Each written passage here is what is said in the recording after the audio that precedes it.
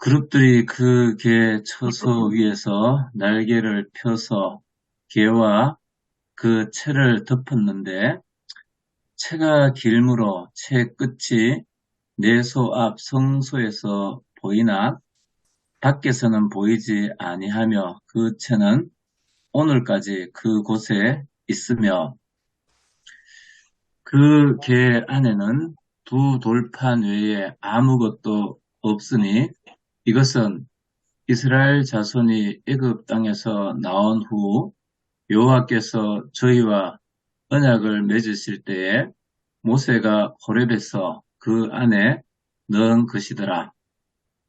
제사장이 성소에서 나올 때에 구름이 여호와의 성전에 가득하며 제사장이 그 구름으로 말미암아 능히 서서 섬기지 못하였으니 이는 여호와의 영광이 여호와의 성전에 가득함이었더라.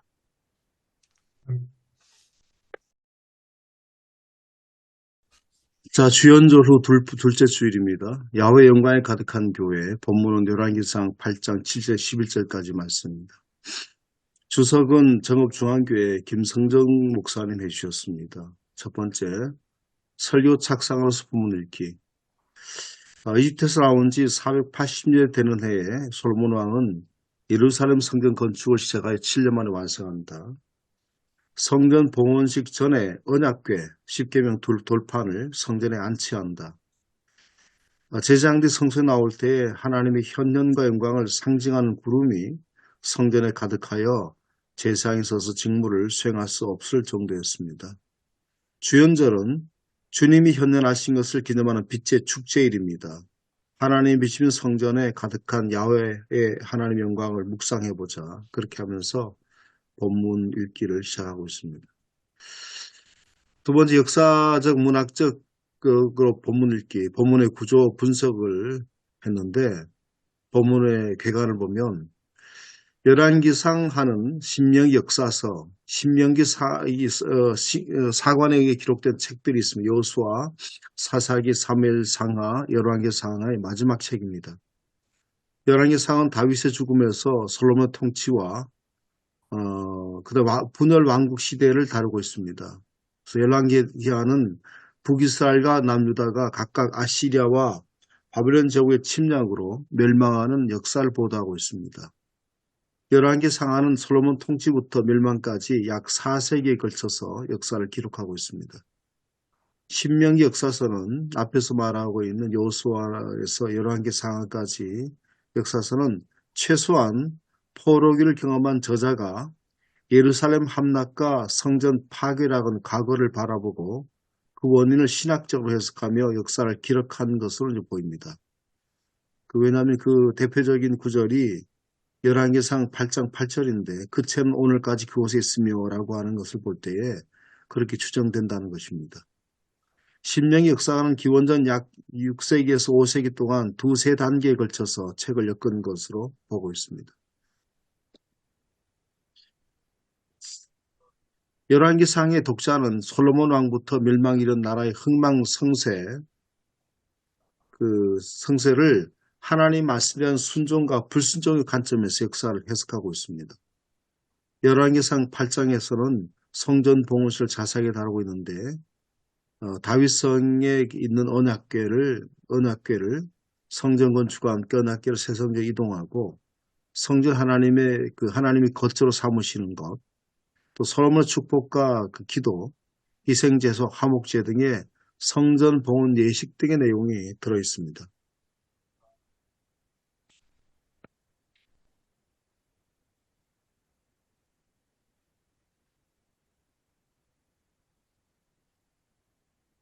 자, 이제 신학적 명상으로 본문 읽기, 주석과 해석입니다. 첫 번째, 언약궤를 지성소 그룹 날개 아래 놓는 제사장에 관해서 그렇게 해석하고 있는데, 제사장들이 야훼 언약궤를 지성소 그룹들의 날개 아래 둡니다. 그룹들이 날개를 펴서 법궤와 채를 덮고 있는 모습입니다. 덮다는 보호한다는 뜻도 있습니다. 그룹은 크룹을 음력한 것인데 사람과 빌승의 모습을 나무로 새긴 형상입니다. 언약궤를 지키는 존재를 상징하고 있습니다. 두 그룹의 편 날개가 가운데 맞닿아 있습니다. 언약궤의 속죄서를 듣고 있는데 그룹은 하나님의 어미하심과 현존을 상징하고 있습니다. 통치의 보좌를 바치는 기능을 하고 있는데 궤는 하나님의 발등성이 됩니다. 구약에서는 그 그룹은 낙원의 입구를 지키는 생물, 언약과 지성소를 보호하는 생물로 나타나고 있습니다. 궤는 금박을 입은 나무궤로 법궤 또는 언약궤로 불리고 있는데 다윗이 예루살렘 성읍을 정복한 뒤에 다윗성을 옮겼고 솔로몬이 성전 건축 후에 지성소에 모셨습니다. 궤는 눈에 보이는 하나님의 임재, 전쟁의 수호신을 상징하고 있습니다. 언약궤를 꿰는 채는 궤보다 길기 때문에 내수 앞 성소에서는 보였지만 성소 밖에서는 보이지 않았습니다. 오늘까지 그곳에 있다고 하는 것이 신명기 역사서가 편집되는 것을 보여주고 있는데 궤에서 채는 빼지 말도록 했습니다.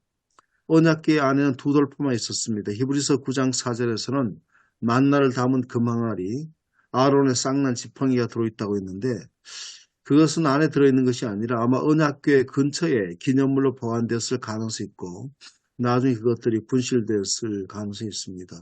두 돌파는 하나님 언약의 말씀이 성전에 임해 있다는 뜻합니다. 신명기는 신의 산을 호렙산으로 표현했는데 호렙산은 하나님의 산 언약산을 의미하고 있습니다. 엘리야가 갈멜산에서 대결 이후에 이세벨에 의해서 쫓겨서 도망갔죠. 그가 이제 40주 40야를 가서 찾아간 산을 하나님 산 호렙이라고 그렇게 했습니다. 야훼 두 번째 야훼 성전에 가득한 야훼 영광에 대해서 말씀하고 있습니다. 구름에 쌓인 야훼 영광을 통해서 하나님이 성전을 거처로 삼으셨다는 것은 출애굽기 40장 34절 35절 에스겔 10장 3절도 나옵니다. 서다라고 하는 말은 제사장 백성들이 제사할 때 사용하는 용어이고 섬기다고 하는 것은 성소이라는 제사장 그룹에서 사용하는 용어입니다. 야훼의 성전은 야훼의 집을 말하고 있고 성소와 성전은 하나님이 거하시는 집인데 성전의 건축 목적은 하나님의 백성과 함께 계시기 위함입니다. 이것은 하나님께서 결국 내려오신 거죠. 케노시스를 말한다고 했습니다. 성전에 가득한 구름은 변화산상에서 예수님이 변모하신 복음서의 본문에서 나타나고 있습니다. 구름이 지하를 덮었고 하나님 음성이 들립니다. 덮다라고 하는 것은 그리스도 에피스키아조인데 70인역에서도 구름 회막 위를 덮었다는 것을 번역할 때도 사용된 그 단어입니다. 자, 위기 심판적 회개적 본문을 읽기 설교 구속을 위한 제언인데 솔로몬의 가장 큰 업적은 7년 동안 성전을 건축하여 예루살렘이 왕도로 예루살렘 성전을 갖춘 왕도로 발전시킨 것이었습니다. 언약궤를 성전에 안치함으로 성소가 하나님의 거처가 되고 예루살렘은 이스라엘 중심이 되었습니다. 두 번째, 야훼 성전은 야훼 영광에 가득했습니다. 솔로몬이 성전 봉헌할 때에 언제 어느 곳에 있더라도 성전을 향해 기도하면 하나님께서 기도를 들어달라고 기도했습니다. 성전이 하나님 모실 수는 없지만 성전에 임재하신 하나님 있는 성전 제도를 세우게 되었습니다. 나중에 성전 신학이 변절되었습니다. 하나님은 성전 안에서만 계신 것이 아니라 성전 위에도 계시고 밖에도 계십니다. 세 번째, 예레미야는 성전에서 성전 제사에는 열심인 이스라엘 백성이 하나님이 바라시는 정의와 공의를 살지 않는 것을 보고 이곳이 성전이 아니라고 선포했습니다. 이것은 예수님의 성전 정화 사건도 연결되고 있습니다. 모두 성전에 가득한 여호와 영광을 훼손했습니다. 성전을 훼손하면 여호와 영광이 성전에서 떠나게 됩니다. 예수는 예루살렘 성전 파괴를 예언하셨습니다. 설교는 김성일 목사님, 일동 동부교회 목사님이 해주셨는데 황해도 재령 동부교회 정찬유 장로님의 건축 이야기를 앞에서 들어가면서 예화로 소개했습니다. 솔로몬은 성전 건축의 언약궤를 모셔옵니다. 언약궤 자체에 능력이 있는 것은 아니고 언약궤에 임하신 하나님께 능력이 있습니다. 우리가 드린 예배와 기도의 말씀을 읽는 것도 의미가 있지만 그 안에 역사하신 하나님께 닿고 그분을 높이고 섬기는 삶을 어찌를 말해야 한다고 그렇게 말하고 있습니다. 그 다음에 언약궤에는 모세의 십계명 두 돌비가 들어있습니다. 솔로몬 성전은 하나님의 신상이 아니라 하나님의 말씀을 대표하는 두 돌비가 모셔져 있습니다. 성도 생활에서 가장 중요한 것은 하나님께서 말씀하신 것들을 지켜 행하는 것입니다. 언약궤는 지성소 두 그룹에 날개를 둡니다. 그룹은 지성소에 있는 언약궤를 덮어서 보호하는 존재들입니다. 하나님은 우리 교회들을 지켜보시고 지키시고 보호하신다는 것을 의미하고 있습니다. 언약궤를 지성소에 모실 때 여호와 영광이 가득했습니다. 주연절은 주께서 이 땅에 현현하신 것을 기념하는 절기인데 주연절의 성전에 가득한 하나님 영광을 묵상하는 것도 그 의미가 있다고 했습니다. 여호와 영광이 가득한 성전으로서의 교회가 되어야 된다. 솔로몬 성전에는 하나님의 신성이 아니라 하나님 말씀을 대표하는 두 돌비가 모셔져 있는데 성도의 생활에서 중요한 것은 하나님께서 말씀하신 것들을 지켜가는 것이다. 언약궤 지성소 두 그룹의 날개 아래 둡니다. 그래서 여호와의 성전 여호와의 집인데 이스라엘 백성 함께 지내시길 그 집에 거하십니다. 한국교회에서 주의 이름 하나님 영광보다는 나의 이름 나의 공로가 드러나는지 돌아보자. 교회는 주의 영광을 가득해야만 주의 영광으로만 가득해야 된다. 주의 영광이 가득할 때에 주님 기뻐하신 교회 아름다운 교회를 썼었다. 그렇게 설교를 쓰였습니다. 함께 나눌 것은 오늘날 교회에서 변질된 성전 신학 형태는 어떤 것들이 있는가. 두 번째는 하나님 문제가 가득한 곳 성전만이 아니었습니다. 예수 그리스도는 성전 중심에서 하나님 중심, 예수님 중심으로 전환시켰는데 성전이 아니라 예수님의 세례에 나타난 하나님 임재. 그러니까 성전에만 임재하신 것이 아니고 예수님의 세례에도 하나님 임재하셨고 변화산상에도 하나님 임재하셨는데 이것은 무엇을 의미하고 있는 것일까? 그리고 세 번째는 성전과 예배당이 아니라 성령의 전임. 결국 성도들이 어떻게 살아야 우리 생활 모든 것에서 하나님 영광이 가득해질 수 있을까?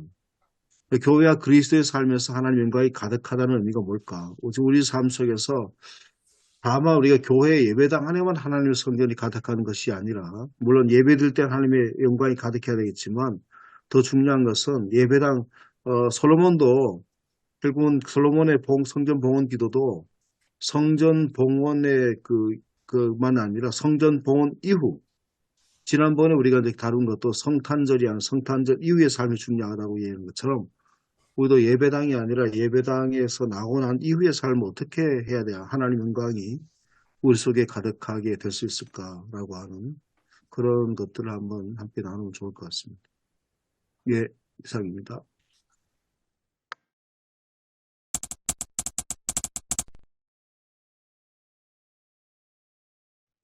일단 이렇게 생각하면 어떻습니까? 오늘 성전 건축이 완공이 되고 언약궤가 안치가 되었을 때 하나님의 영광이 임했다고 하지 않습니까? 그러면 오늘 이 성전 건축과 이 모든 과정은 하나님께서 인정하시고 기뻐하신다는 그런 의미로 해석이 되겠죠? 다윗은 성전을 지으려고 했는데 못 짓죠.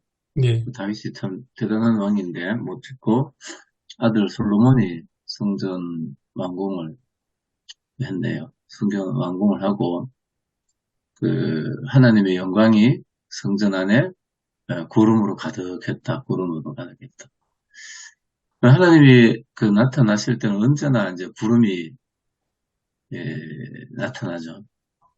시내산에서 구름이 아주 빽빽한 가운데 하나님이 모세를 만나서 계명을 주고 변화산에서도 또 그렇고 뭐 이게 이제 주현절이기 때문에 하나님의 영광이 나타나는 뭐 그런 그걸 이제 말씀하고 있는데 거기에 초점을 맞춰서 이제 뭐 얘기를 하고 설교를 작성하고 그래야 되겠네요. 예, 예.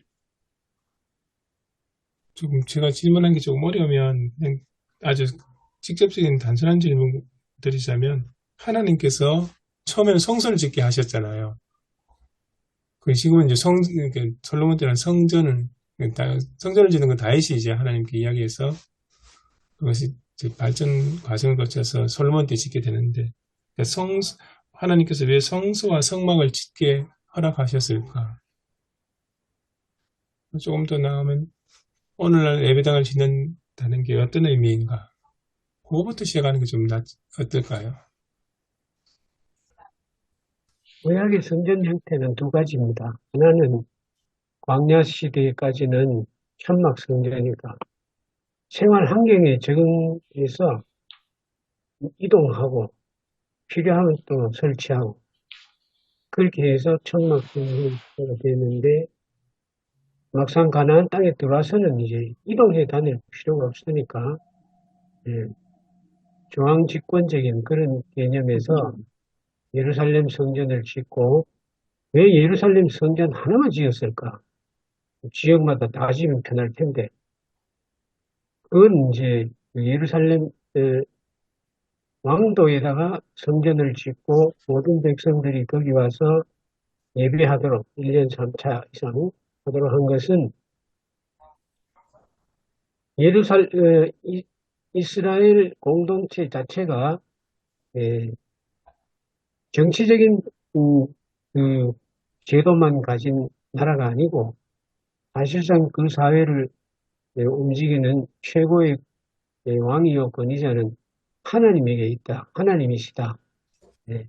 그래서 이스라엘 왕이라 하더라도 사람 왕은 하나님의 뜻에 합한 사람이 세워져야 하고 그러니까 재정일치의 그러한 통치적인 목적에서 볼 때 예루살렘의 중앙 집권적인 그런 형태의 예배당이 필요했다. 예배당 자체를 놓고 기능적인 면에서 보면 그 당시에는 제의적인 면이 강했죠. 예. 그런데 이제 그것이 내려오면서 예루살렘 성전은 없어지고 말하자면 이제 오늘날 우리가 그 사용하는 예배당처럼 예, 바벨론 포로 시대에 뭐 어떻게 예배 드리겠어요. 그러니까 가는 데마다 있는 데마다 그 사람들이 봉회당처럼 이렇게 모이는 곳이 예배당이 되게 그 개념이 바뀌었다고 봅니다. 그래서 지금 우리가 짓고 사용하는 예배당은 솔로몬 성전 전통에 서 있지 않고 내가 볼 때는 포로 시대에 예, 그 성전, 봉회당 형태의 성전이고 그렇기 때문에 제의적인 면에서의 강도보다는 실질적인 예, 기능적인 면에서 예배도 드리고 교육도 하고 거기 모여서 뭐 연습도 하고 잔치도 하고 심지어는 목회자는 거기서 살고 생활하면서 목회 계획도 해야 되고 그런 기능적인 면에서 예배당이 필요하게 돼 있죠. 그러니까 건축하는 목적도 짓는 형태도 그 기능에 맞게 지어지지 않나. 제가 생각하기에는 그렇게 생각이 됩니다. 우리 보통 뭐 여기 우리 모임에서는 그렇게 생각하시는 분이 없을 줄 알고 있는데 우리 예배당을 이제 꼭 예루살렘에 있는 솔로몬의 성전처럼 성전화 하는 그 목회자도 적지 않고 성전화가 됨으로 말미암아 목사 자신도 꼭 제사장이라고 하는 그걸 굉장히 강조하고 심지어는 제사장이기 때문에 제사장의 아들은 결국은 제사장이다.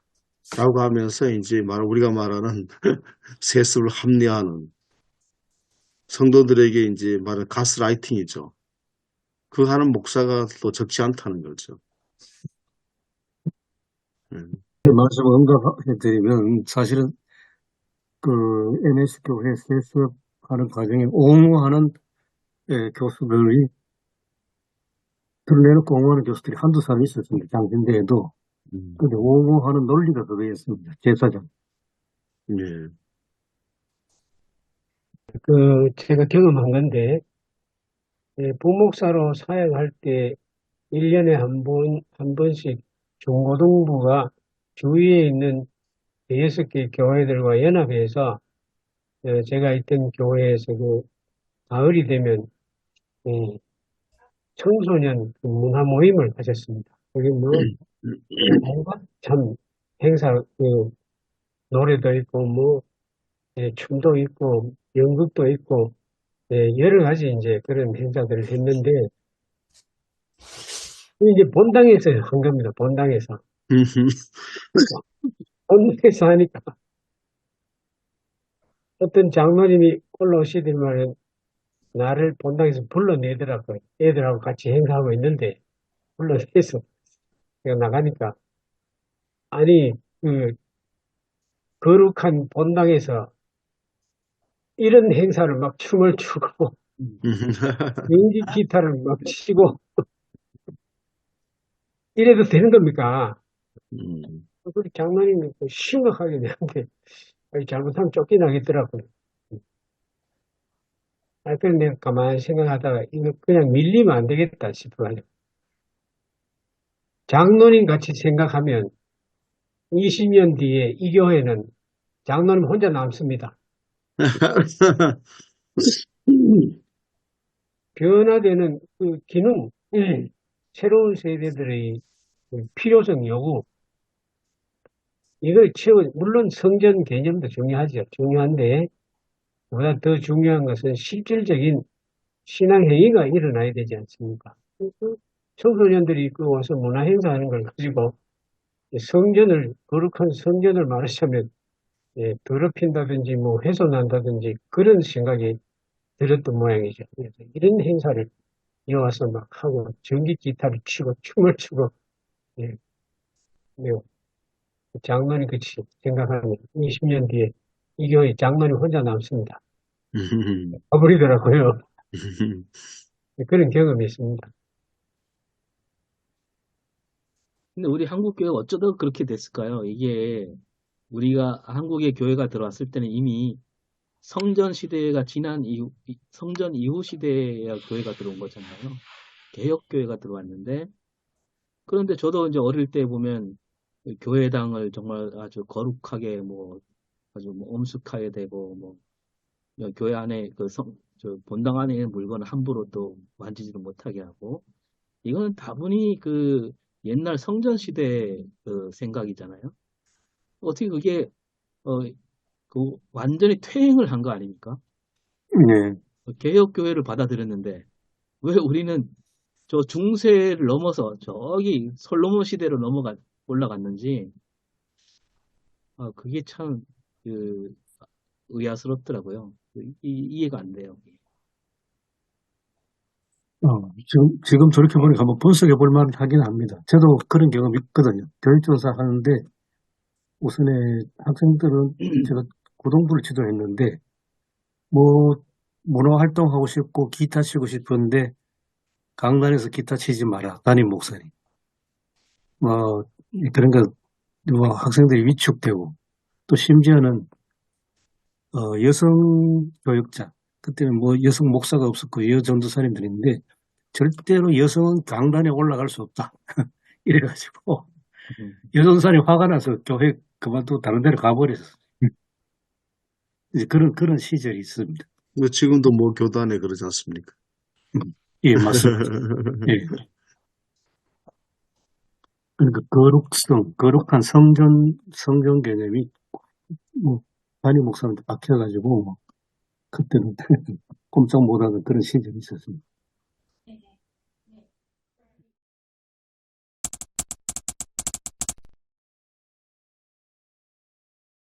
그 거룩성이라는 게 저는 오늘 본문에서 이제 인상적으로 보여지고 느껴지는 게 그 하나님의 영광이 임재했다는 그 내용입니다.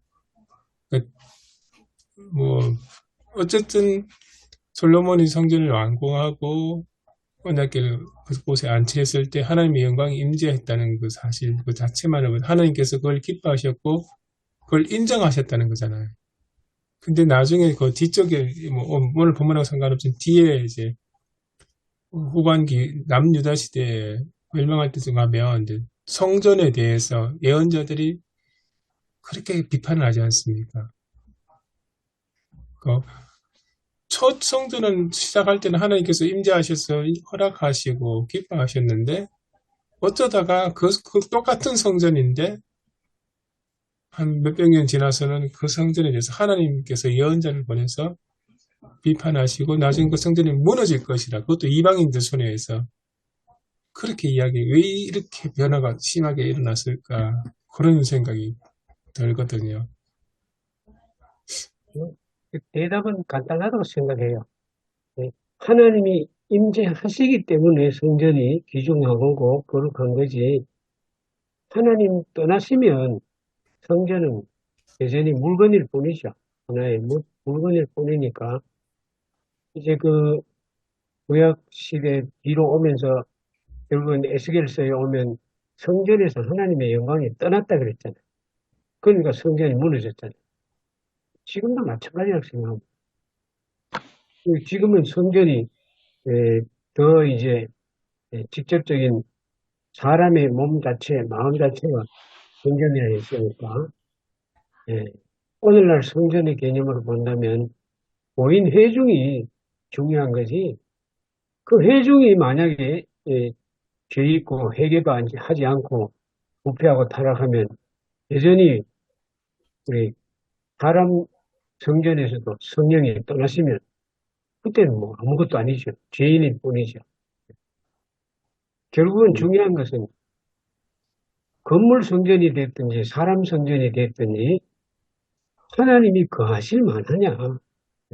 거기에 거룩성이 있다고 생각합니다. 예, 그렇죠. 제가 잠깐 오늘 본문을 좀 근거로 해가지고 지금 최영재 목사님 말씀하신 거를 생각을 해본다면은 그냥 이제 저는 그 10절하고 11절이 이제 되게 중요하게 여겨지거든요. 그러니까 이제 뭐 이 김선종 교수님이 이제 뭐 목사님이시지만은 말씀하셨지만 이 성전은 그냥 우리가 보면 거룩한 공간이라고 이제 보여지는데 사실은 히브리어는 그냥 하나님의 집이고 이게 이제 하나님의 집이라고 할 때는 왜 하나님의 집인지 지금 말씀하신 것처럼 뭐 하나님이 이제 임재하시고 계시기 때문에 이제 그렇게 여겨지는 거죠. 근데 이제 구약의 이 성전이 하나님의 집이라고 여겨졌던 가장 큰 이유는 하나님과의 언약궤가 있었기 때문이거든요. 근데 이제 10절을 보시면은 제사장이 성소에서 나왔을 때 그곳에 이제 하나님의 영광이 채워지는 거거든요. 그래서 이제 우리 사람의 영광, 뭐 아니면은 제사장의 기능이 중요하다기보다는 하나님의 말씀이 중요한 그 점을 좀 저희가 강조해야 되지 않을까 저는 그렇게 생각됩니다. 그게 이제 뭐 성전이든 오늘날 예배당이든 가장 기본적인 모습이어야 되잖아요. 그 가운데서 하나님의 임재가 나타나고 하나님의 영광이 나타난다고 이제 성도님들한테 이제 전해야 되지 않을까. 만약 그게 이제 뭐 전도가 되거나 잘못되었을 때 이제 하나님의 영광이 떠나가고 이제 그 성전이나 그 예배당이 이제 뭐 사라지게 되는 거죠. 같이 그렇게 이제 좀 연결해서 생각하면 어떨까 저는. 예. 은학계 이거를 굉장히 이제 강조한 사람이 부르그만이죠. 부르그만이 굉장히 은학계를 이제 강조를 하고 그런데 이 하나님의 임재 장소가 그 성소, 그 지성소, 법계 위, 그 시온자, 거기에 이제 늘 하나님이 임재하고 아주 이제 그 하나님과 사람이 만나는 장소가 거기 아닙니까? 구약에 의하면. 그리고 이제 솔로몬은 은하계를 옮기고 성전을 옮기고 거기다 이제 그 하나님의 말씀을 두고 어떻게 보면은 참 이 말씀이 말씀되게 할 때 우리가 말씀에 잘 인도를 받고 지배를 받을 때 그때 이제 하나님의 이 영광이 드러난다. 하나님의 영광이 가득하도록 해야 되고 그리고 요즘은 너무 이제 아까 우리 천 목사님 말씀하셨는데 사람들이 너무 이제 이 교회 안에다 모든 걸 다 묶어 두려고 하는 그런 게 이제 목회자나 그 교회 좀 뭐 장로님들 가운데 많죠. 모든 어떤 그 일들을 하나의 예를 들면은 이 교회 사람들은 절대로 교회 밖을 잘 못 넘어갑니다.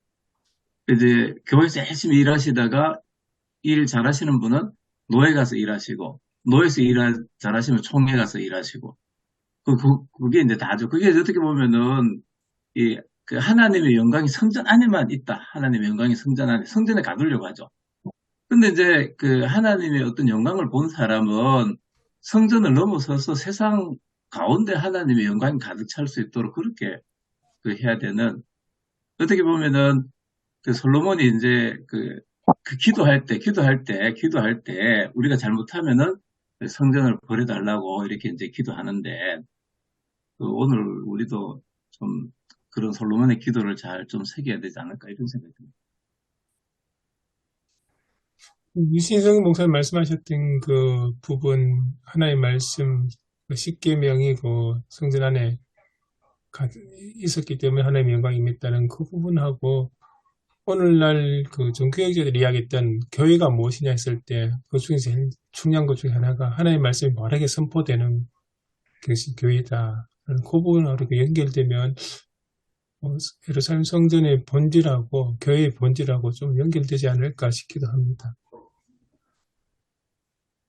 이제 오늘 제목을 야훼의 영광으로 가득한 교회라고 했는데, 그래서 본문은 또 성전이 또 있으니까, 또한 이게 우리 그 성도들에게 전해질 때, 또 이제 옛날로 돌아갈 어떤 여지가 많다는 거죠. 그 성전과 교회를 그냥 동일시하게 되는, 우리도 모르게 그렇게 할 수밖에 없는, 그런데 그런 어떤 그 성전과 교회를 이어주는 어떤 그 설명이 많이 필요해야 되지 않을까.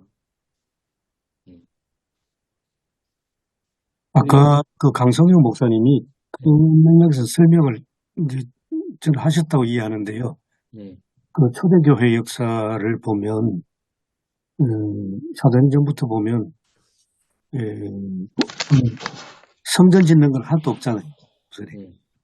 그 모여서 계속 사도행전 읽어가면 하나의 단락이 끝날 때마다 하나님 말씀이 허황하니 그 다음에 이제 이렇게 부흥하더라. 이제 그렇게 하나님 말씀을 참 앞세웠는데, 그 이후의 역사를 보도 땅 끝까지 복음이 이르는 동안에 1세대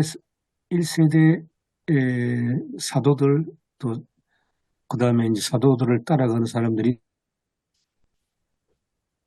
세상 떠나면 그 다음 세대는 이제 문서 성교 중심이 되지 않습니까? 성전을 가지 않고.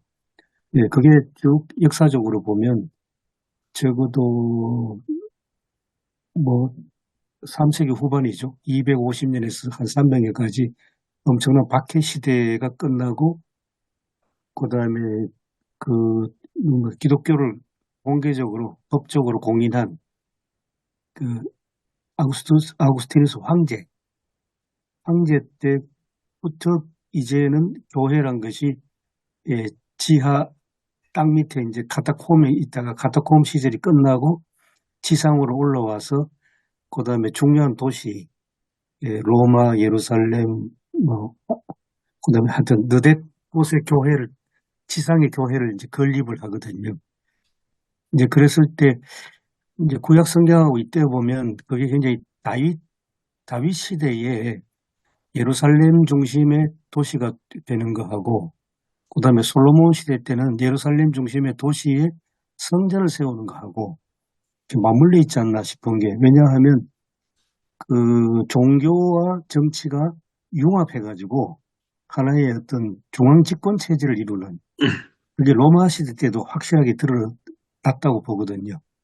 그래서 처음에는 312년, 313년에는 로마 제국이 기독교를 공인했는데 380년이 되면 기독교가 로마 제국의 유일무이한 종교가 되고 굉장히 독점적인 종교가 되면서 다른 종교들은 다 이방 종교로 그렇게 오히려 박해하게 되는 이제 그런 시절로 가게 되는데, 그동안에 성전이 엄청 중요하게, 그리고 가시적으로 이제 짓기 시작하는 시대가 이제 되는 그런 시대가 오거든요.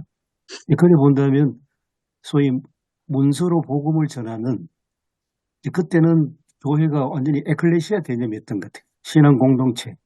근데 이제 건물이 지어지니까 이제 건물 중심, 성전 중심, 그리고 성직자들도 이제 완전 제사장이 되고, 그리고 정치권하고 항상 긴밀하게 같이 있으면서 뭐 중요한 성직자들, 학식 있는 성직자들은 왕의 아들들을 가르치는 선생이 되기도 하고 관료적인 역할을 하기도 하고, 이러니까 종교와 정치가 완전 하나가 되는 이제 그런 시대로 흘러가는 게 이제 4세기 이제 로마 제국 시대 이제 그렇거든요.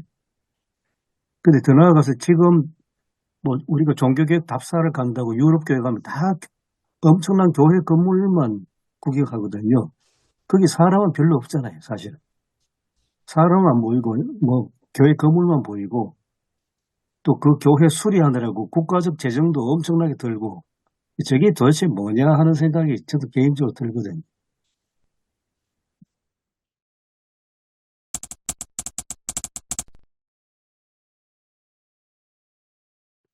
열왕기상 9장과 연결해서 좀 볼 필요가 있을 것 같습니다. 솔로몬에게 다시 이제 그 하나님께서 여호와께 나타나셔서 나타나셨는데, 이제 솔로몬의 기도를 다 들었는데 중요한 것은 다윗이 행한 것처럼 마음을 온전히 하고 바르게 하여서 내 앞에 행하며 내가 내게 명령한 법도와 명령대로 온갖 일에 순종하여 내 법도 윤례를 지키면 그렇게 되어 있습니다. 그리고 그렇지 않으면 이 성전도 결국은 9장 7절에 보면 성전이라도 거룩하고 구별한 성전이라도 하나님 여호와의 영광이 가득한 성전이라도 던져버릴 거다. 그렇게 말씀했거든요. 그러니까 이제 언약궤를 안치했을 때 여호와의 영광이 가득한 것처럼 하나님과의 약속이 지속적으로 지켜져야 하나님의 영광이 그곳에 이제 머물 수가 있고, 우리가 언약이라고 하는 말씀이라고 하는 것은 십계명에 다 압축되어 있잖아요. 하나님과의 관계, 그 다음에 이웃과의 관계를 얘기하고 있는데, 하나님과의 관계와 이웃과의 관계가 결국은 그것들이 올바른 관계가 될 때에 결국은 하나님께서 이스라엘 공동체 위에 머물러 계시고 영광이 가득한 그런 곳이 되지만, 그러나 그것들을 버릴 때는 결국 웃음거리밖에 되지 않을 거다. 영광이 떠나버릴 거다라고 그렇게 이제 볼 수가 있거든요. 그래서 오늘도 이 말씀을 교회에다가 우리가 적용할 필요가 있다고 봅니다. 하나님과의 관계도 중요하지만 이웃과의 관계. 우리가 5계명에서 10계명까지 이웃과의 관계잖아요. 그 관계가 하나님의 법에 따른 정상적인 관계, 올바른 관계가 될 때에 하나님의 영광이 우리 가운데 가득하게 된다라고 하는 거를 조금 이제 강조할 필요가 있다고 봅니다. 아까 전에 그 오성일 목사님 잠깐 말씀하셨는데, 이제 성전 개념을 오늘날 이제 어떻게 적용하고 좀 이해시키느냐, 이것도 되게 중요할 것 같습니다. 왜냐면은 뭐 그렇게 오해하지는 않겠지만은 이 성전을 그냥 오늘날 교회로 곧바로 그렇게 대입하기에는 또 쉽지가 않을 것 같고, 또 교회라는 게 이제 단순히 건물이 아니라 이제 성도 한 사람일 수도 있잖아요. 그리고 이제 사도 바울이 이제 성령을 모시고 사는 성도 자체가 이제 성전이라고 했기 때문에, 이제 개인의 삶에서 어떻게 말씀을, 지금 말씀하신 것처럼 하나님과의 약속을 잘 지켜나가고, 그 말씀을 행해 나가는지, 이거를 이제 좀 강조하는 게 중요할 것 같습니다. 성전을 단순히 그냥 고대 예루살렘에 있는 성전을 오늘날 우리 교회 예배당으로 이렇게 대입하는 거는 조금 조심스러워야 되지 않을까. 뭐 이제 교회 안에만 이제 하나님의 영광이 있다, 그걸 채워야 된다, 뭐 이렇게 설교하는 건 약간 좀 무리가 따르지 않을까 생각합니다. 결국은 이스라엘 공동체, 국가 공동체죠. 나중에 이제 솔로몬 우리 다윗 이후에 사울 이후에 국가 공동체가 말씀에 의해서 통치되는 그러니까 우리가 헌법이 있는 것처럼 율법이 결국 헌법이잖아요. 이스라엘 공동체에는 헌법이니까 그건 하나님의 정의와 공평이 그 속에 들어있고요. 물론 어떤 사랑의 어떤 이웃을 보호하려고 하는 어떤 사랑도 있고 자비도 있고 약자를 보호하는 거 다 있잖아요. 그래서 그 공동체가 거룩한 공동체 절대 하나님 영광이 임하였다. 성전 자체도 그러니까 이스라엘 백성들이 거기서 예배할 때에 거기에 이제 하나님의 영광이 임하게 됐고 오늘날도 마찬가지인데 오늘날 교회 공동체가 정말 거룩한 공동체가 될 때 말씀에 의해서 통치되고 말씀에 의해서 유지되고 말씀에 의해서 되는 공동체일 때에 오늘날도 교회가 하나님의 영광이 여전히 가득하게 될 거다. 결국 우리가 이제 장소의 문제가 아니잖아요. 공간의 문제가 아니잖아요. 그러니까 어떤 공간이든지 교회가 거룩한 공동체가 될 때에 그 공간에 하나님 영광이 그게 뭐 어떤 장소든지 임한다고 하는 그런 개념으로 보면 좀 되지 않을까 싶습니다. 그러면 몇 개 단어로 요약이 분명히 참 잘 되고 있습니다. 거룩함이란 건 하나님이 임재하시는 그곳이 거룩한 곳이고, 그 임재하는 곳은 소위 이제 성전 이야기하면 이제 성전 안도 되고, 성전 밖도 되고, 성전 위도 되고, 근데 하나님이 임재했다는 것은 하나님 말씀이 우리와 함께 있다는 거고, 이 하나님의 말씀은 구체적으로 하나님의 언약일 거고, 그 언약은 어디에 있냐? 십계명에 돌판 위에 기록되어 있고, 하나님 말씀이 기록된 그 돌판이 성전 안에 계실 때 영광이 충만하고. 근데 뭐, 그게, 돌판에 새겨진 하나님 말씀이 뭐 온데간데 없어지고, 이제 뭐, 그 돌판에 새겨진 관계성, 정의, 공의로움, 그건 없어지고, 그냥 하나의 형식적인 종교화 되어버렸을 때는, 이제 성전이 이제, 그거는 종식되어버리고. 이렇게 봐도 될까요? 그러면 우리가 성전 시대가 있고 성전 이후 시대 이렇게 나누기도 하는데, 그러나 사실 따지고 보면 성전이 있던 시대라 할지라도 그 성전이 어떤 건물을 중심으로 하나님 앞에 설하라는 뜻이라기보다, 우리 다 말씀하셨지만 그 하나님께서 원약해 주신 거기에 대한 어떤 응답을 하는 사람들이 모여서 응답을 할 때 거기에 진짜 성전의 의미가 있는 것이고, 따라서 사실 성전 시대, 성전 이후 시대가 본질은 똑같아. 뭐 이런 식으로 정리를 하는 게 어떨까요? 그러니까 요한복음 2장에 나오는 예수님 뭐랄까요? 채찍을 들어서 성전 청소하시고 돈 바꾸는 사람 쫓아내시고 그러면서 이 성전을 헐어버리라고 하죠. 46년 동안 지었는데 유대인들이 이해하는 성전은 이제 건물로 이제 솔로몬 시대의 영광. 그런데 예수님은 내가 3일 만에 짓는다. 도저히 이제 유대인들로서는 상상 밖에 뭐 이야기를 하니까. 지금 저희는 매일 성경에 따라 신명기를 이제 현재 읽고 그 새벽 기도에 따라 묵상하고 이렇게 말씀 전하고 있는데, 신명기 4장에 보면 모세가 이제 모압 평지에서 그 광야 세대이지 않습니까? 가나안에 들어갈 광야 세대에 설교가 다시 언약을 기억하게 하고 그 다음에 가나안에서 어떻게 해야 될 것인지를 말하고 있는 게 신명기인데, 그것도 이제 두 돌판에 관해서 얘기하고 있거든요. 신명기 4장에도. 그래서 보면 하나님의 율법의 규례와 법도가 공의로운 큰 나라가 어디 있느냐 이렇게 말하고 있거든요.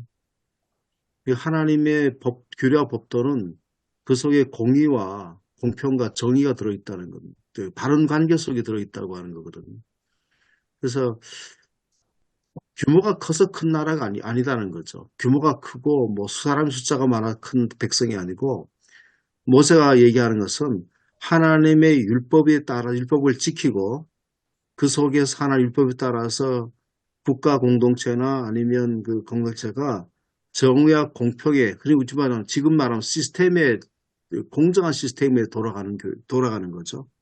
그렇게 돌아갈 때에 그 나라가 큰 나라가 된다는 거죠. 큰 나라가 되고 큰 나라라고 인정받게 된다. 그래서 오늘날에 우리가 교회가 규모가 커지고 뭐 국가가 커지고 하는 게 중요한 것이 아니고 우리 속에 있는 공정한 정말 어떤 그 시스템, 공평과 정의와 이런 것들이 공정하게 작동될 때에 정말 그 교회가 그 교회나 국가가 큰 나라가 되고 발전할 가능성이 있다는 거 보거든요. 그래서 아침에도 제가 얘기했었습니다만 그 아프리카에 그 여행하고 있는 유튜버를 좀 관심 있게 재밌게 보고 있거든요. 가지 못하니까. 그런데 나이지리아에 들어갔는데요.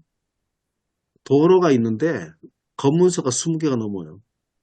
아유, 그러니까 곳곳마다 검문소 가면 돈 달라고 그러고 뭐 달라고 그러고 뜯어먹는 거죠. 나이지리아가 인구가 뭐 2억인가 되고 굉장히 큰 자원이 풍부하잖아요. 석유도 나잖아요.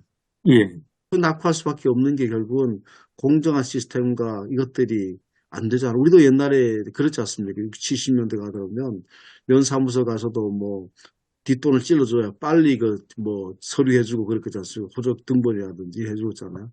우리나라 사라졌지 않습니까? 이것들이. 그러니까 공정한 룰에 의해서 결국은 돼야 국가가 발전한 선진국이 된다. 오늘날 교회도 지금처럼 공정하지 못한 룰이 되든 교회가 결국은 하나님 영광이 떠난 교회가 될 수밖에 없다는 거죠. 지금 우리가 그런 어떤 상황을 맡고 있잖아요. 교회 규모가 크고 그게 중요한 게 아니고 진짜 율법에 의해서 통치받는 교회, 율법 위에서 다스려진 어떤 교회가 될 때에 그 교회가 사람들 볼 때 큰 나라고 큰 교회라고 얘기를 하고 하는 것이지 그 성도의 삶도 개인의 삶도 마찬가지다. 사회적 유명하고 뭐 저명하고 돈 많이 벌고 뭐 이런 것이 중요한 것이 아니고 하나님 말씀대로 살아가는 정말 그 속에 살아가는 사람이 되어야 그 사람들이 진짜 어떤 하나님 영광이 충만한 가득한 어떤 사람이 되지 않겠나. 그래서 아까 저 마지막 질문은 우리 개인적으로도 우리가 성전이라면 개인적으로 어디 가든지 하나님 영광이 가득한 삶을 우리가 살아야 되지 않겠나라고 하는 거를 좀 얘기를 해야 성도들이 실생활 속에서 좀 이렇게 어떤 성도로서 삶을 살지 않겠나 그렇게 생각됩니다. 우리 천 목사님 말씀이 100번 맞습니다. 100번 맞는데 그렇게 설교를 하면 아무 교인들 부담이 안 될까?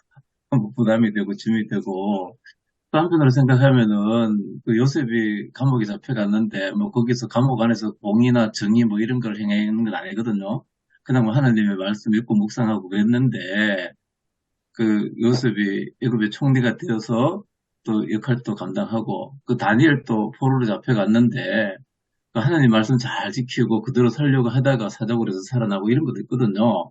근데 너무 이제 너무 그 공정, 정의, 시스템 이런 거 강조하면은 그 사람들이 너무 그거는 이제 짐으로 받아들일 수도 있고 이러니까 우리 하나님의 말씀이 우리 속에 살아있도록 하자. 살아있도록 하고 그 하나님의 말씀을 따라 살자.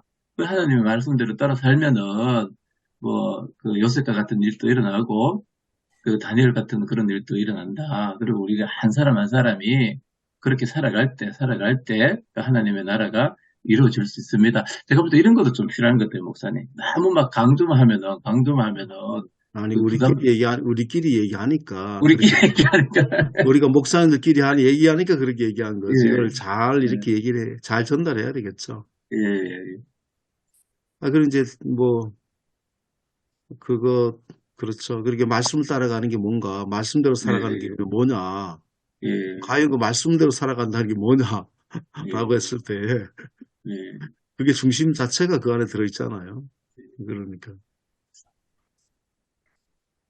그럼 결국 이렇게 정리를 하면 되겠습니까? 그 성전에 하나님의 영광이 임했던 그 모습, 특히 하나님의 말씀이 그곳에 있을 때 하나님의 영광이 임했다고 생각하면 교회 역시도 하나님의 영광이 임하는 것은 교회에서도 하나님의 말씀이 살아있고 그 말씀이 바르게 선포되고 성도들이 그 말씀을 따라 살아갈 때 임할 거고, 그리고 또 이제 좀 더 나가면 그 오늘 선목사님도 이렇게 질문을 하신 것처럼 우리가 각 개인의 성령의 전이라고 그러잖아요. 우리 몸이 성령의 전이라고 그러면 우리 안에 하나님의 말씀이 살아있고 우리 그 말씀에 순종하며 살아갈 때 하나님의 영광이 우리 가운데 임하는지할 것이다.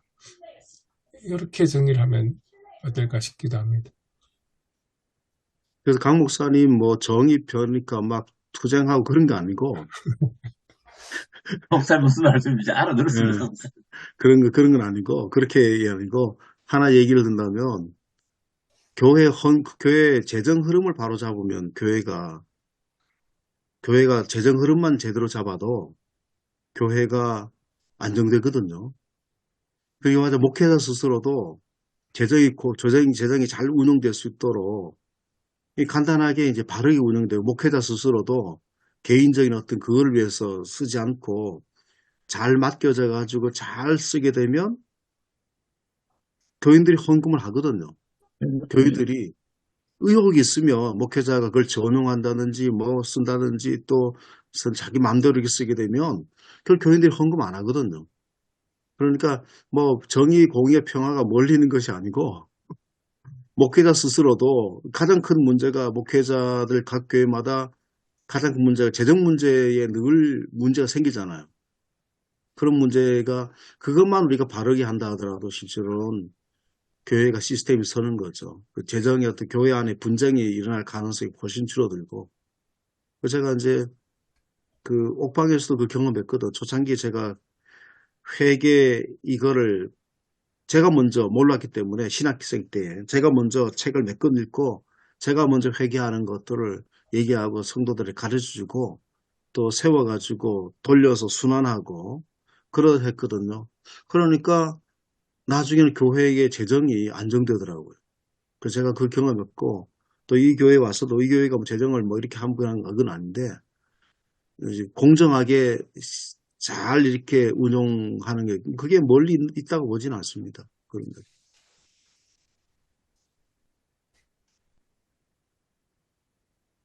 저도 교회에 뭐 쓸 때 뭐 영수증을 다 그렇게 하시겠지만 그 안에서 목회자 스스로 자기 스스로를 잘 관리하고 통제하고 또 함부로 뭐 쓴다든지 그런 게 하지 않고 꼭 여러 사람들과 논의하고 의논하고 그렇게 재정을 운영하고 이제 그렇게 하거든요.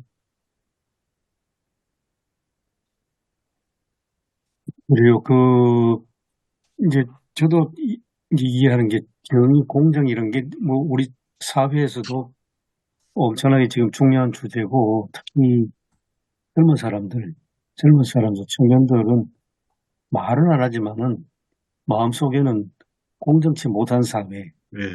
이런 것에 대해서 굉장히 불만도 많을 거라고 생각이 되거든요. 굉장히 불만이 많다고 예. 조사되어 있습니다. 예. 그렇기 때문에 이걸 뭐 어떻게 하든 표현 방식은 뭐 목사님들이 다 다르게 하셔야 되지만 이 문제는 다르다고 생각하는데 예를 들어서 신약 성경에 저는 그래서 빌레몬서가 굉장히 중요하다고 지금 생각되거든요. 예, 빌레몬의 노예였던 오네시모가 도망쳐서 감옥에 갇혔는데 바울과 만났는데 바울이 감옥에서 오네시모를 전도하고 그렇게 예수를 믿게 하고 근데 이제 감옥을 떠나가는 오네시모에게 다시 빌레몬에게 보내면서 편지하기를 전에는 노예였는데 이제는 형제로 대해주라. 야, 저는 이건 그 시대에 로마 제국 시대에 엄청난 혁명이구나. 저는 그렇게 받아들입니다. 그 당시 노예는 하나의 재산 가치에 불과하고 인권이라는 게 없는데 이제 인격적으로 형제로 대해주는 완전 평등 관계로 가는데 그렇다면 교회 안에도 이 수직적인 그런 관계가 좀 타파돼야 되는데 교회부터 예. 이제 그런 생각에 사회에서는 뭐 온갖 뭐 불의를 경험하고 막 정말 젊은 사람들은 정말 인권 모멸감을 처참히 많이 당하는데, 그래도 교회 오면 야, 어쩌다 나도 이 교회 오면 사람이 되는구나. 그래도 그 정도는 돼야 되지 않겠나. 이제 그 생각입니다. 그게 이제 지금, 하늘의 영광이 가득한 교회는 지금 실천입니다. 우리가 밖에서 바라보고 있는 교회가 과연 공정한 교회라고 사람들이 인식하고 있는가라고 하는 거죠. 공정하지 못하고 있는 교회라고 인식하고 있거든요. 특히 뭐 대형 교회들이 그런 것들을 이제 많이 보여주고 있으니까 좀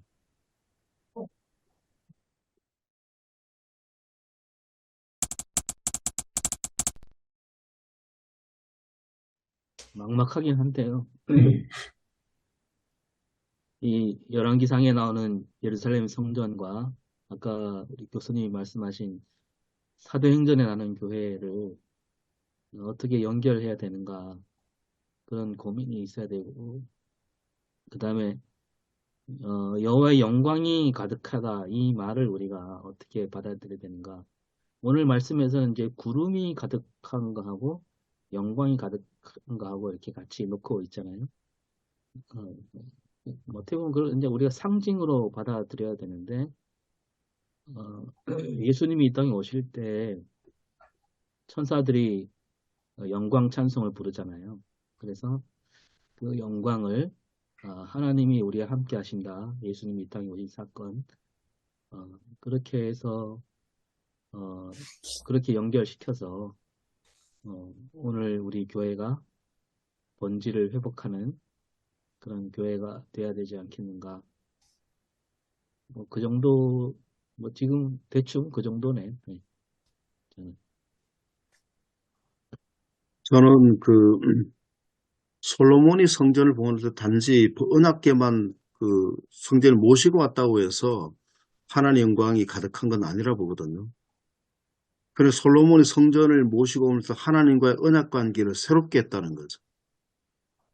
하나님과 백성들과의 언약 관계, 솔로몬 스스로도 그렇고 그 여호와가 자기 하나님이 되기로 하고 하나님의 모든 말씀들을 따라서 예배하고 말씀을 지키게 하라고 서로가 맹세하고 언약했기 때문에 하나님 영광이 가득한 것이지 단지 법궤만을 모시고 왔다고 해서 그것이 하나님 영광이 임한 건 아니라 보거든요.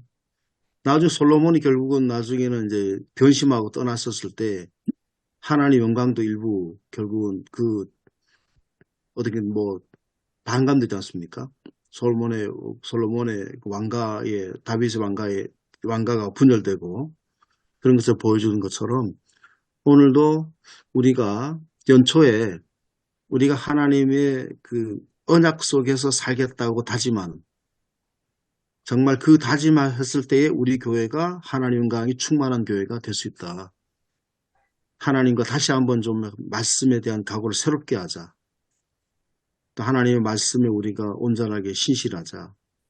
하나님과의 관계도 그렇고 우리 이웃과의 관계도 그렇고 그런 관계들을 좀 새롭게 해가지고 그렇게 할 때에 우리 교회가 하나님의 영광이 충만한 교회가 될 수 있고 이 충만한 영광을 지속적으로 유지해야 된다라고 하는 거를 그렇게 이제 좀 강조를 좀 하려고 합니다.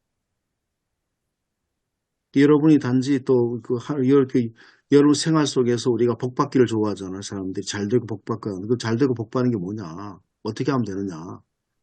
하나님의 영광 여러분 가운데 있는 것. 여러분이 하나님과 언약을 신실하게 지키고 또 그 말씀을 대로 행할 때에 하나님께서 결국 여러분과 함께 하셔서 영광이 충만한 영광을 드러내는 그런 어떤 성도가 된다. 뭐 그렇게 얘기를 조금 개인적으로 적용할 수도 있겠습니다.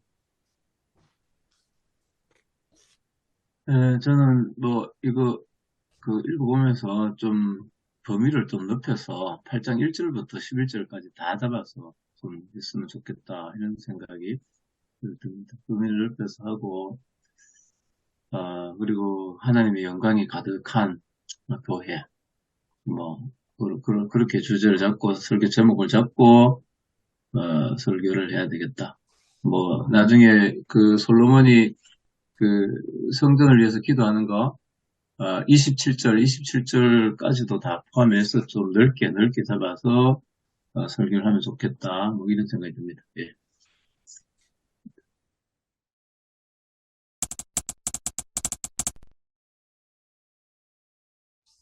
하나님 감사합니다. 매주 월요일마다 모두가 힘들지만 하나님 말씀을 올바르게 잘 전하기 위해서 그런 열정으로 준 프로페트 사이로 모이고 지독하게 했으니 감사드립니다. 이번 주의 말씀을 또 저희들이 또 연구하고 또 묵상하고 성도들에게 잘 적용해서 정말 하나님의 영광이 가득한 교회와 성도 될 수 있도록 저희들이 그 역할을 잘 감당하게 하옵소서. 참여하지 못한 분들이 사정이 있는데 하나님 그 사정 속에서 다음에는 잘 참석할 수 있도록 여건을 허락하게 주옵소서. 예수님의 이름으로 기도드립니다. 아멘. 네, 네, 감사합니다. 네, 감사합니다. 네, 수고하셨습니다. 네, 네, 네.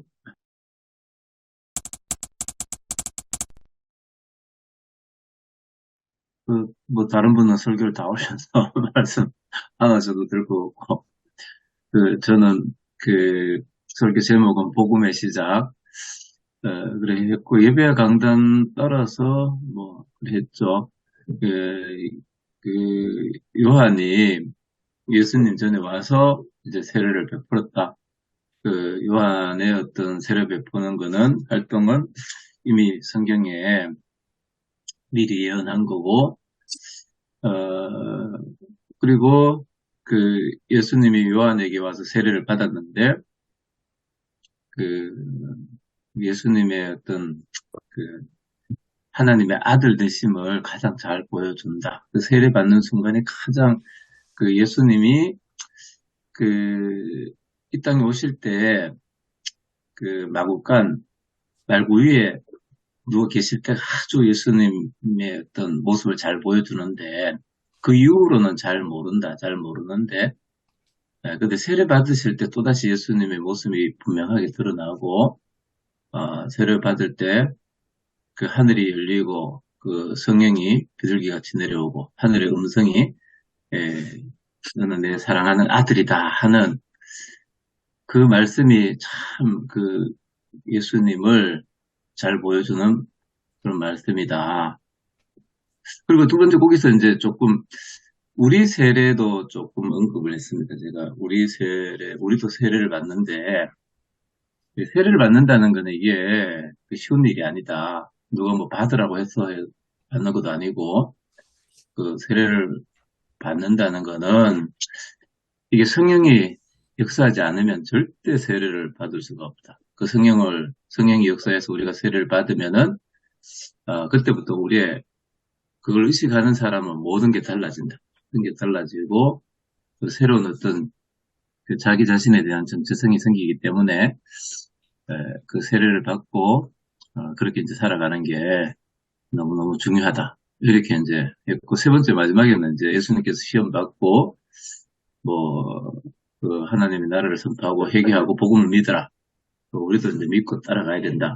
이렇게 말씀을 전했습니다. 예. 저는 강세현 목사님도 참석을 하셨습니다만,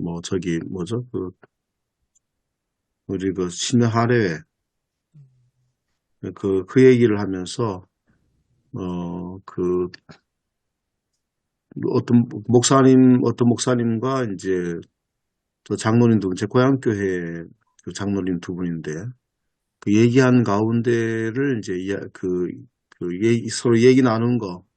그래서 그 장로님이 지역의 목사님 어떤 몇 교회에 추천했다. 그렇게 이제 했을 때 누가 추천하는 것이 이제 굉장히 중요하지 않습니까? 그래서 그 얘기를 했고요. 그래서 이제 세례 요한의 역할은 예수 그리스도를 모든 일생은 압축된 거는 예수 그리스도를 소개하기 위한 것이다. 라고 하는 그 차원에서 조금 접근했고, 또 하나님이 직접 그 아들을 예수 그리스도를 소개하셨다는 거죠.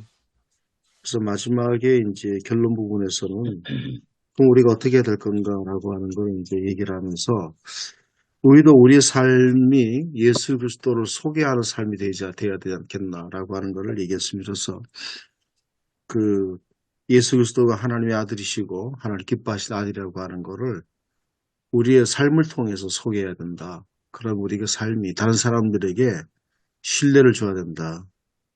믿을 수 있어야 된다라고 하는 거를 좀 강조했습니다. 그래서 우리가 당당하게 좀 예수 그리스도를 세리안처럼 소개해 주도록 그리고 우리 삶을 되돌아보자라고 하는 어떤 그런 의미에서 한번 새 연초니까 예수 그리스도께 좀 집중하고 초점을 맞출 수 있도록 그렇게 메시지를 좀 전했습니다.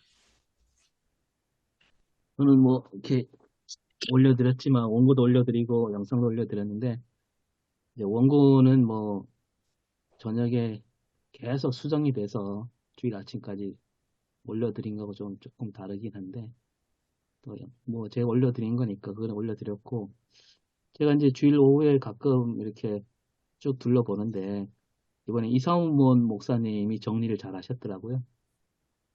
앞에 이제 예화로 그 Sing Again 나왔던 사람, 그 사람 영상 노래를 보여주면서 그 선교사님 아들이래요.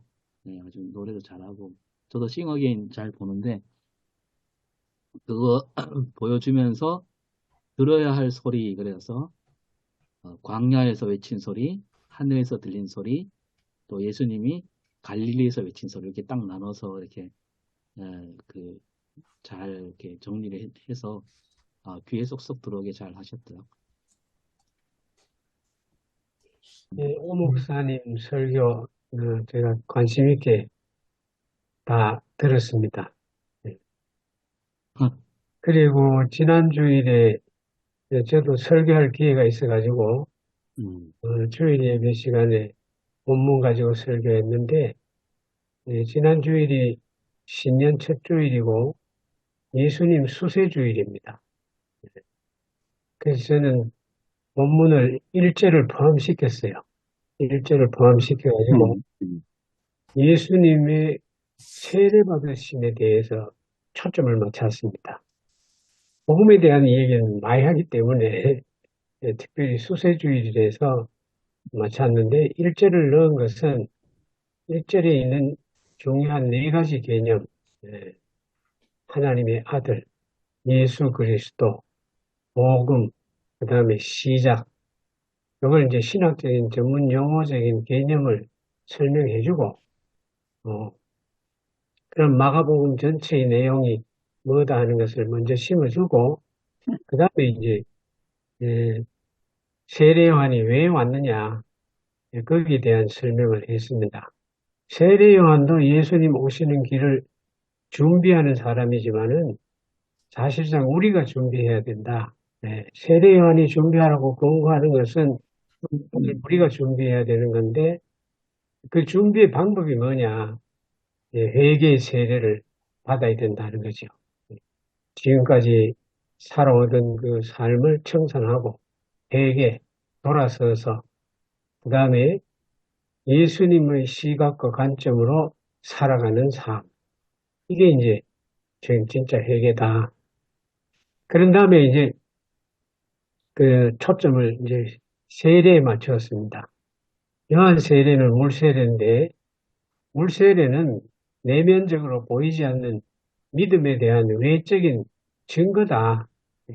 물세례 자체가 죄를 사해 주지는 못한다. 내가 믿고 있다는 것의 외적인 표현일 뿐이지 물세례 받았다고 해서 죄가 없어지는 건 아니다. 그러면 그 뒤에 예수님께서 요한이 성령 세례를 주신다 그랬는데 우리 신자들은 본질적으로 물세례도 받아야 되지만 성령 세례를 진짜 받아야 그 성령 세례 받았다는 건 뭐냐? 성령이 내 속에 늘 계시고 성령이 요구하시는 삶을 살아가는 것이 성령 세례 받은 사람이다. 근데 이제 마지막에 그 예수님께서 왜 당신은 구원하러 오신 분이 하나님이자 하나님의 아들인 분이 성령으로 세례를 주시는 분이 물 세례를 왜 받았느냐? 그게 참 이상하다. 거기에 대한 이야기를 했습니다. 거기에 대한 이야기는 세 가지로 첫째는 마태복음 3장 15절에 예수님이 물세례 받을 때 요한이 거절하니까 아니다. 내게 세례를 베풀어서 모든 의를 이루자. 예수님 받으신 물세례는 인간이 받는 죄사함, 회개의 세례가 아니고 예수님은 의를 이루는 세례를 받으신 거죠. 네. 그 의를 이룬다는 게 무슨 뜻이냐? 하나님께서 예수님에게 부여하신 사명, 책임을 다 이루는 것이 의다. 예, 그렇게 해석을 한 데가 있습니다. 그래서 그걸 설명하고, 그 다음에 우리도 이제 성령 세례를 받아야 되는데, 성령 세례는 물세례처럼 한 번 받고 끝나는 것이 아니고, 평생 성령과 함께 살아야 된다.